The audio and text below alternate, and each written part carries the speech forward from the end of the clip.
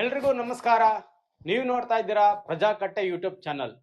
ನಮಗೆ ಸರಿ ಅನ್ಸಿದ್ದನ್ನ ನಾವು ಹೇಳ್ತೀವಿ. ಸೊ ಏನಪ್ಪ ಇವತ್ತಿನ ವಿಚಾರ ಅಂತ ಹೇಳಿದ್ರೆ, ಹಣ ಸಂಪಾದನೆ ಮಾಡೋದು ಮತ್ತೆ ಹಣನ ಖರ್ಚು ಮಾಡೋದು. ಸೊ ನಮ್ಮ ದೇಶದಲ್ಲಿ ಎಲ್ಲರೂ ಕೂಡ ಓಡ್ತಾ ಇರೋದು ಹಣ ಸಂಪಾದನೆ ಮಾಡ್ಲಿಕ್ಕೇನೆ, ಹಾಗೆ ಅದೇ ರೀತಿ ಹಣನ ಕೂಡ ಖರ್ಚು ಮಾಡ್ಲಿಕ್ಕೆ ಮಾಡ್ತಾ ಇದ್ದೀವಿ. ನೋಡಿ ಪ್ರಿಯ ವೀಕ್ಷಕರೇ, ಹಣ ಸಂಪಾದನೆ ಮಾಡ್ಲಿಕ್ಕೆ ಬಹಳಷ್ಟು ದಾರಿಯಲ್ಲಿ ನಮ್ಮ ಸಮಾಜದಲ್ಲಿ, ನಮ್ಮ ದೇಶದಲ್ಲಿ ನಮ್ಮ ಕಣ್ಣು ಮುಂದೆ ಕಾಣ್ತವೆ.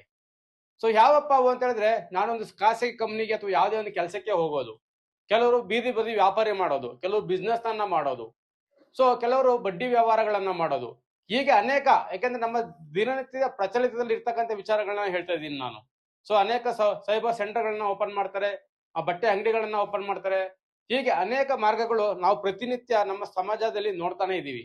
ಸೊ ಅದೇ ರೀತಿ ಹಣನ ಕೂಡ ಖರ್ಚು ಮಾಡ್ತಾ ಇದೀವಿ. ಖರ್ಚು ಮಾಡ್ಲಿಕ್ಕೆ ನಾವು ಹುಡುಕೊಂಡಿರ್ತಕ್ಕಂಥ ಮಾರ್ಗಗಳು ಬಹಳಷ್ಟಿದೆ.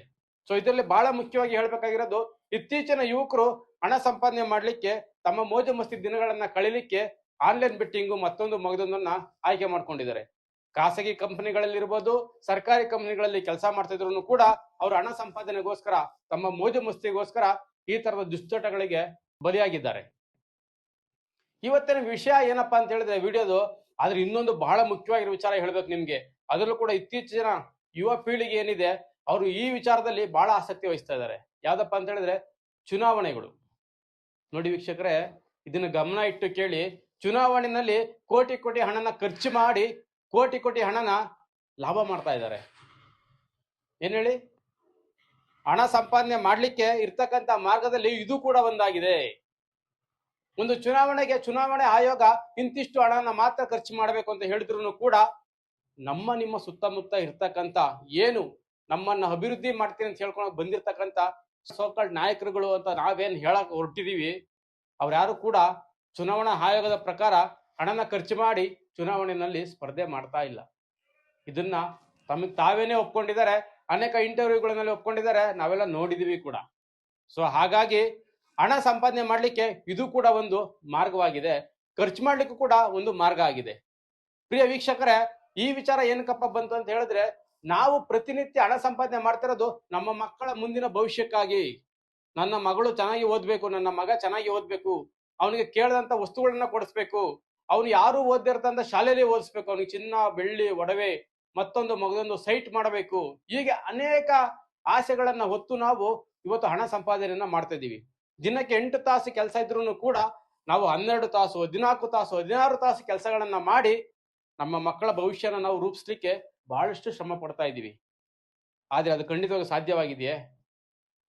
ಎಷ್ಟೋ ಮಂದಿಗೆ ಈಗಲೂ ಕೂಡ ಸಾಲ ಮಾಡ್ಕೊಂಡು ಮನೆ ಕಟ್ತಾ ಇದ್ದಾರೆ, ಚಿನ್ನ ಬೆಳ್ಳಿ ಒಡವೆ ಮದುವೆ ಮತ್ತೊಂದು ಮಗದೊಂದು ಮಾಡಿಸ್ತಾ ಇದ್ದಾರೆ. ಆದ್ರೆ ಪ್ರಿಯ ವೀಕ್ಷಕರೇ ನೋಡಿ, ಇಲ್ಲಿ ಒಂದು ಸರಿಯಾದ ರೀತಿ ನಾವು ಗಮನ ಹರಿಸಬೇಕಾಗಿದೆ. ಇವತ್ತಿನ ದಿನಗಳಲ್ಲಿ ನಾವು ಯಾಕೆ ಈ ರೀತಿ ಕೆಲಸಗಳನ್ನ ಮಾಡ್ಕೋತಿದೀವಿ ಅಂದ್ರೆ, ನಾವು ಸರಿಯಾದ ಸಮಯದಲ್ಲಿ ಸರಿಯಾಗಿ ಮತನ ಚಲಾವಣೆ ಮಾಡದೇ ಇರೋದು, ಸರಿಯಾದ ಅಭ್ಯರ್ಥಿಗಳನ್ನ ಸರಿಯಾದ ರೀತಿಯಲ್ಲಿ ಆಯ್ಕೆ ಮಾಡ್ಕೊಳ್ದೇ ಇರೋದು, ಸರ್ಕಾರನ ಸರಿಯಾದ ರೀತಿ ಪ್ರಶ್ನೆ ಮಾಡದೇ ಇರೋದು, ನಮ್ಗೆ ಸಿಗ್ತಕ್ಕಂಥ ಸವಲತ್ತುಗಳನ್ನ ಸರಿಯಾಗಿ ಬಳಸ್ಕೊಳ್ದೇ ಇರೋದು. ಸೊ ಹಣನ ಖರ್ಚು ಮಾಡ್ಲಿಕ್ಕೆ ನಾನಾ ಮಾರ್ಗಗಳಿದೆ, ಸಂಪಾದನೆ ಮಾಡಲಿಕ್ಕೆ ಕೂಡ ನಾನಾ ಮಾರ್ಗಗಳಿದೆ. ಇದೇ ನಮ್ಮ ಜಾಹೀರಾತುಗಳಲ್ಲಿ ತೋರಿಸ್ತಾರೆ, 10 ರೂಪಾಯಿ ನೀವು ಕೋಟಿ ಮಾಡಬಹುದು, ಒಂದು ಆಟದಲ್ಲಿ ನೀವು ಕೋಟಿ ಮಾಡಬಹುದು ಅಂತ. ಯಾರು ಮಾಡಿದ್ದಾರೆ? ಅದು ಕಳ್ಕೊಂಡಿದ್ದಾರೆ. ಒಂದು ಗಮನಿಸಿ, 10 ರೂಪಾಯಿಗೆ ನಿಮ್ಗೆ 1 ಕೋಟಿ ಕೊಡ್ತಾ ಇದ್ದಾರೆ ಅಂತಂದ್ರೆ, ಆ 10 ಕೋಟಿ ದುಡ್ಡನ್ನ ನಿಮಗೆ ಕೊಡ್ಬೇಕಂದ್ರೆ ಎಷ್ಟು ಜನ ಮತ್ತೆ ಅಲ್ಲಿ ಮೋಸ ಹೋಗ್ತಾ ಇದ್ದಾರೆ, ಎಷ್ಟು ಜನ ಸಾಲಗಾರರು ಆಗ್ತಾ ಇದ್ದಾರೆ ಅಲ್ವಾ ಪ್ರಿಯ ವೀಕ್ಷಕರೇ? ಅದರಲ್ಲಿ ಇತ್ತೀಚಿನ ದಿನಗಳಲ್ಲಿ ಯುವಕರಂತೂ ಇಂಥ ಗೋಜಿಗೆ ಬಹಳಷ್ಟು ಬಿದ್ದಿದ್ದಾರೆ. ಹಿಂದಿನ ಕಾಲದಲ್ಲಿ ಇಂಥ ಗೋಜ್ ಇರ್ಲಿಲ್ಲ, ಅವತ್ತಿನ ದಿನಗೂಲಿ ಮಾಡ್ಕೊಂಡು ಜೀವನ ಸಂತೋಷವಾಗಿತ್ತು. ಆದ್ರೆ ಅವತ್ತಿನ ದಿನದಲ್ಲಿ ಪ್ರಶ್ನೆ ಮಾಡೋ ಮನೋಭಾವನೆ ಇರ್ಲಿಲ್ಲ. ಯಾರನ್ನ ಅಂದ್ರೆ, ನಾವು ಆಯ್ಕೆ ಮಾಡಿರ್ತಕ್ಕಂಥ ಜನಪ್ರತಿನಿಧಿಗಳನ್ನ. ನಮಗೆ ಸರಿಯಾದ ಸಮಯದಲ್ಲಿ ಸರಿಯಾದ ರೀತಿ ನಮಗೆ ಸವಲತ್ತುಗಳು ಸಿಕ್ತು ಅಂತಂದ್ರೆ, ನೋಡಿ, ಒಂದು ಆಸ್ಪತ್ರೆಗೆ ಹೋದ್ರೆ ನಾವು ಕನಿಷ್ಠ ಅಂದ್ರೆ ಈಗಿನ ದಿನಗಳಲ್ಲಿ 30 ರಿಂದ 1 ಲಕ್ಷದವರೆಗೂ ಕೂಡ ಹೋಗುತ್ತೆ. ಒಂದು ಶಾಲೆಗೆ ಹೋದ್ರೆ 50,000ದಿಂದ 1 ಲಕ್ಷ 2 ಲಕ್ಷ 3 ಲಕ್ಷದವರೆಗೂ ಕೂಡ ಹೋಗುತ್ತೆ. ಇದೇ ಸವಲತ್ತುಗಳನ್ನ ನಮ್ಮ ಸರ್ಕಾರಿ ಶಾಲೆಗಳಲ್ಲಿ, ಸರ್ಕಾರಿ ಆಸ್ಪತ್ರೆಗಳಲ್ಲಿ ನಮ್ಗೆ ಲಭಿಸಿದ್ರೆ, ಒಂದು ವರ್ಷಕ್ಕೆ ಒಂದು ಕುಟುಂಬ ಕನಿಷ್ಠ ಅಂದ್ರೂ ಕೂಡ 1 ರಿಂದ 2 ಲಕ್ಷ ರೂಪಾಯಿಯನ್ನ ಉಳಿಸ್ತಾರೆ. ಸೊ ಎಲ್ಲಿಗೆ ಹೋಗ್ತಾ ಇದೆ ನಮ್ಮ ಆಲೋಚನೆಗಳು, ಎಲ್ಲಿ ತಲುಪ್ತಾ ಇದೆ? ಆ ಸವಲತ್ತುಗಳನ್ನು ನಾವು ಸರಿಯಾಗಿ ಪಡ್ಕೋಬೇಕು ಅಂದ್ರೆ ಫಸ್ಟ್ ಪ್ರಾಮಾಣಿಕವಾಗಿ ನಾವುಗಳು ಮತನ ಚಲಾವಣೆ ಮಾಡಬೇಕು. ಸೊ ಮತ ಚಲಾವಣೆ ಮಾಡೋದು ಯಾವಪ್ಪ ಅಂತಂದ್ರೆ, ಯಾರೇ ಒಬ್ಬ ಅಭ್ಯರ್ಥಿ ಆಗ್ಲಿ ನಿಮ್ಮ ಕಾರ್ಪೊರೇಟ್ ಆಗ್ಲಿ MLA MP ಯಾರೇ ಬಂದು ಚುನಾವಣೆ ಸ್ಪರ್ಧೆ ಮಾಡ್ಬೇಕಾದ್ರೆ ಸರಿಯಾದ ಪ್ರಶ್ನೆಗಳನ್ನ ಮಾಡಿ ನಮಗೆ ಸರಿಯಾಗಿ ನಮ್ಮ ಮಾರ್ಗದರ್ಶಕನ ತಗೊಂಡು ಪ್ರಾಮಾಣಿಕವಾಗಿ ನಮಗೆ ಕೆಲಸಗಳನ್ನ ಮಾಡ್ಕೊಡ್ಬೇಕು. ನಮಗೆ ಪ್ರತಿ ವರ್ಷನೂ ಕೂಡ 1-2 ಲಕ್ಷದವರೆಗೂ ಕೂಡ ಆದಾಯ ಉಳಿತಾಯ ಆಗುತ್ತೆ ನಮ್ಗೆ. ಆವಾಗ ನಾವು 16 ತಾಸು ಕೆಲಸ ಮಾಡೋದು ತಪ್ಪುತ್ತೆ. ಆಡಂಬರದ ಜೀವನ ಮಾಡಕ್ಕೆ ಹೋಗಿರ್ತಕ್ಕಂಥ ಯುವಕರು ಮೋಜು ಮಸ್ತಿ ಮಾಡ್ಲಿಕ್ಕೆ ಹಣನ ಖರ್ಚು ಮಾಡ್ತಾ ಇದ್ದಾರೆ.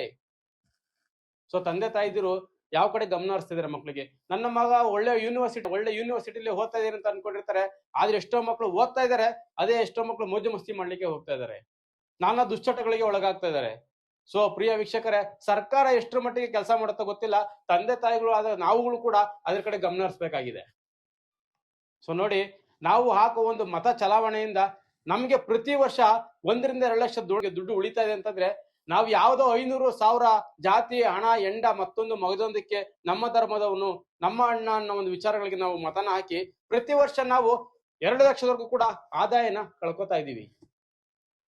ಸೊ ಇನ್ನಾದ್ರೂ ಎಚ್ಚೆತ್ಕೊಂಡು ನಾವುಗಳು ನಮ್ಮ ಹಣನ ನಮಗೋಸ್ಕರ ನಾವು ಬಳಸ್ಕೊಂಡು ನಾವು ಕಟ್ಟೋ ತೆರಿಗೆ ಹಣನ ನಮಗೋಸ್ಕರ ನಾವು ಸದುಪಯೋಗ ಮಾಡ್ಕೋಬೇಕು ಅಂತ ನಾನು ಈ ಮೂಲಕ ಕೇಳ್ಕೊತಾ ಇದ್ದೀನಿ ನಿಮ್ಗೆಲ್ಲ. ಪ್ರಿಯ ವೀಕ್ಷಕರೇ, ಇದು ಪ್ರಜಾಕಟ್ಟೆ ಯೂಟ್ಯೂಬ್ ಚಾನಲ್. ನಮಗೆ ಸರಿ ಅನ್ಸಿದ್ರೆ ನಾವು ಹೇಳ್ತೀವಿ, ನಿಮಗೆ ಸರಿ ಅನ್ಸಿದ್ರೆ ಮಾತ್ರ ನೀವು ಇದನ್ನ ಒಪ್ಕೊಳ್ಳಿ. ಇಲ್ಲ ಅಂದ್ರೆ ಖಂಡಿತವಾಗಿ ಕೂಡ ಮುಂದಿನ ದಿನಗಳಲ್ಲಿ ಇದಕ್ಕಿಂತ ಹೆಚ್ಚಿನ ಸಮಸ್ಯೆಗಳನ್ನು ನಾವು ಅನುಭವಿಸ್ತೀವಿ. ಸೊ ಇಷ್ಟ ಹೇಳ್ತಾ ಇವತ್ತಿನ ವಿಡಿಯೋನ ಮುಗಿಸ್ತಾ ಇದ್ದೀನಿ. ಮುಂದಿನ ವಿಡಿಯೋದಲ್ಲಿ ಮತ್ತೊಂದು ವಿಚಾರದೊಂದಿಗೆ ನಿಮ್ ಜೊತೆಗೆ ಭೇಟಿ ಆಗ್ತೀನಿ. ಎಲ್ರಿಗೂ ನಮಸ್ಕಾರ.